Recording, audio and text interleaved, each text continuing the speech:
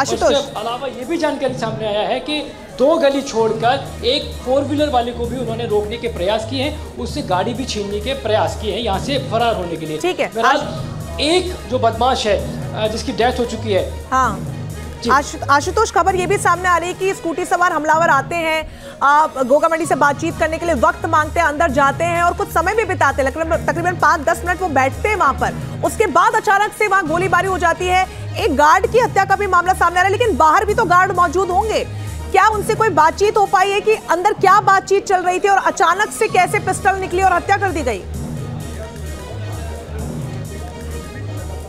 रंजना देखिए, ये जो सुखदेव सिंह गोगा मंडी का घर है वो ना सिर्फ घर बल्कि तमाम उनकी जो बैठकें होती थी, तमाम जो बातचीत करते थे समाज को लेके, जो भी उनको अपने एजिटेशन करना होता था, किन मुद्दों को प्रमुखता से सामने रखना होता था, वो सारी की सारी जो रणनीति होती थी वो इसी कक्ष में तैयार होती थी, क्योंकि यही से वो अपने कार्यालय को ऑपरेट करते थे। आमतौर पर बड़ी संख्या में सुबह के समय, दिन के समय उनके पास में युवा आते थे, उनसे वो बातचीत करते थे। क्या कुछ वो प्लानिंग कर रहे हैं समाज को लेके, उन तमाम बिंदु को लेके वो बातचीत करते थे। और ऐसा नहीं था कि वो मिलनसार नहीं थे, वो बहुत मिलनसार थे, बातचीत करते थे। क्योंकि आप इन फुटेज में देख भी रही होंगी कि ये जो हमलावर हैं ये काफ़ी यंग हैं, तो वो आए बहुत फ्रेंडली तरीके से, यानी कि जाने पहचाने तरीके से उनके साथ बातचीत करते हैं। और तकरीबन हत्या से पहले 10 मिनट तक बातचीत की गई है। सुखदेव सिंह गोगा मंडी सोफे पे बहुत आराम के साथ में बैठे हुए बातचीत कर रहे हैं, एकदम रिलैक्स होकर उनसे बातचीत कर रहे हैं। अचानक से हमलावर खड़े होते हैं और अपनी गन्स उनको निकाल के ताबड़तोड़ 10 राउंड की फायर की, 10 राउंड फायर किए गए हैं। और उसके बाद में जब सुखदेव सिंह गोगा मंडी को अस्पताल लेकर गए, वहाँ पे उनको मृत घोषित कर दिया गया। क्रॉस फायरिंग की जहाँ तक आप बात कर रहे थे, तो उनका जो सिक्योरिटी गार्ड था, प्राइवेट सिक्योरिटी गार्ड था, वो कमरे के बाहर भागा है अचानक से, और वो बाहर से लगातार फायरिंग कर रहा था। और इसी क्रॉस फायरिंग के अंदर एक जो बदमाश है नवीन शक्तावत, अब उसकी भूमिका इसके अंदर क्या है, क्योंकि जानकारी में कुछ लोग आसपास ये बता रहे हैं कि वो संभावित तौर पे सुखदेव सिंह गोगा मंडी को जानता था। क्योंकि ये क्राइम सीन है, अभी अंदर जाना अलाउ नहीं है। पुलिस जब तमाम जानकारी अपने स्तर पर जुटा लेगी।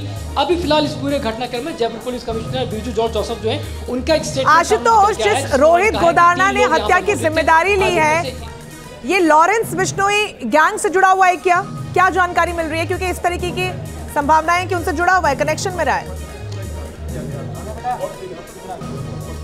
रंजना देखिए, बिल्कुल रोहित गोदारा जिसने सोशल मीडिया पे एक कथित जो पोस्ट है वो वायरल हो रही है, इसकी पुष्टि हम भी नहीं करते, इसकी पुष्टि राजस्थान पुलिस भी नहीं कर रही है। लेकिन समय समय पर जब इस तरह के अपराध होते हैं तो ये देखा गया कि रोहित गोदारा गैंग की तरफ से जिम्मेदारी ली जाती है। एक बार फिर से रोहित गोदारा गैंग की तरफ से जिम्मेदारी इस घटनाक्रम की ली गई है, चेताया गया बाकायदा। लॉरेंस बिश्नोई से सीधे तौर पे रोहित गोदारा का कनेक्शन है, और रोहित गोदारा की जहाँ तक बात करते हैं तो इस समय वो इंडिया में मौजूद नहीं है।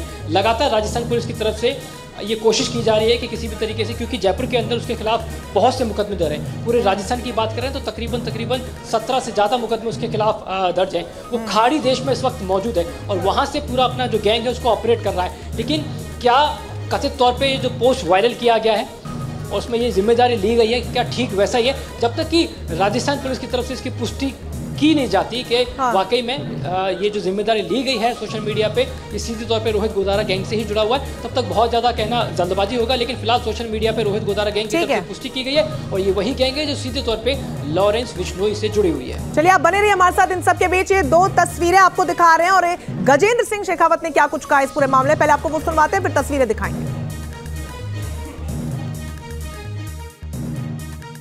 जिस स्तर पर उनको सुरक्षा मिलनी चाहिए थी उस स्तर पर सुरक्षा प्रदान नहीं की गई। निश्चित रूप से इसके लिए भी जिम्मेदारी तय करने की आवश्यकता है, और साथ साथ में